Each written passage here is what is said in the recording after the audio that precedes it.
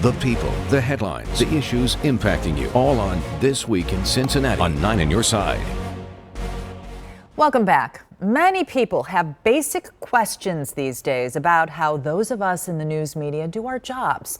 Are we covering the right stories? Are we covering them the right way? Are we accurately representing our community? They're all fair questions. So this morning, we'd like to shed some light on how we address those issues in the hopes of empowering you to have a better understanding of what we do and why. With us now to talk about all of those things is Mike Canan, the Senior Director of Local Media Content here at 9 on Your Side, otherwise known as our boss. Mike, thanks for being here. No problem. Thanks for having me. You bet. I want to open up with something that you did yesterday, an exercise you did yesterday, a Facebook exercise. You were engaging our audience, taking questions from them, just like we're talking about this now. What was the most concentrated comment you got? You know, I think the most repeated thing of all the things that I saw was we need more positive news. Really? The world is a dark and scary place if you let it be. And I think that's why, I pointed it out multiple times, that's why we started the feature Positively Cincinnati that you do, Kristen. It's one of my favorite features that we do every week because it brings a glimmer of hope and just a different approach to our news every day when we do it on Wednesdays.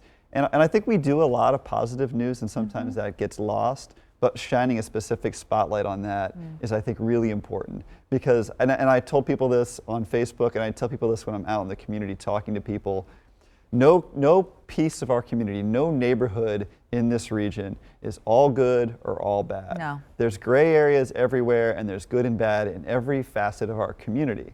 And it's our job as journalists to tell the whole story as accurately as we possibly can. And that means telling positive stories and negative stories as much as we can. It's telling the truth. Yeah. Telling the truth. And I think the one thing that I've always thought is life isn't this, and it's not this, it's this. And you have to do the peaks and the valleys. Absolutely, and I think it's a fair complaint about us as journalists when we only show up in a neighborhood or in an area just when something bad happens. Sure. And we have those conversations all the time in our newsroom.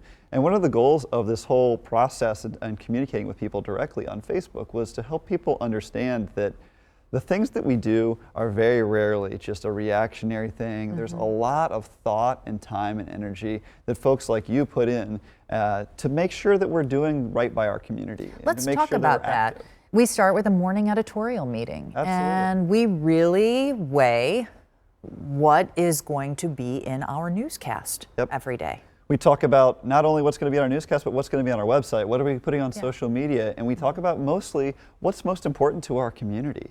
What matters to people today? And some of the things that we also talk about are how can we have an impact? How can we tell a story that's important to people today that people need to know about? Sometimes that's also how do we tell stories that other people aren't telling? And one of the things that I'm most proud of is that I think we as a newsroom continually tell stories that other people are not telling. How do you lead a newsroom in the era of, and I hate to use the expression, fake news? You know, I think all the principles of journalism remain the same. Yeah. But what I think is different and more challenging is I think we have more responsibility than ever to explain to people out there in our community who don't understand. Maybe they've never met a journalist before. Maybe they've never been interviewed. All they see is what we put out, and they don't understand that thought process. They don't understand what we're doing. And it's easy to make assumptions without knowledge. And we as journalists strive so hard to gain that knowledge so that we aren't making assumptions. But it's easy for people out there in the public to make assumptions when we aren't clear and transparent about how and why we do things. So how do you pull back the veil, so to speak? So I think the best way always is the one-to-one. You know, having a conversation with a real person, they realize, guess what? You, Kristen Hartman, are a real person who lives here in Cincinnati, who cares about this community, and who is very passionate about what you try to do as a journalist. That's obviously takes a lot of time and effort and energy, and it's not realistic to do. But the more we can do things like answer people's questions, respond to people's emails and phone calls. Give them a voice on social media? Listen, I mean, I think one of the things that I took away from that process was, you know what? There are some things that we haven't done well.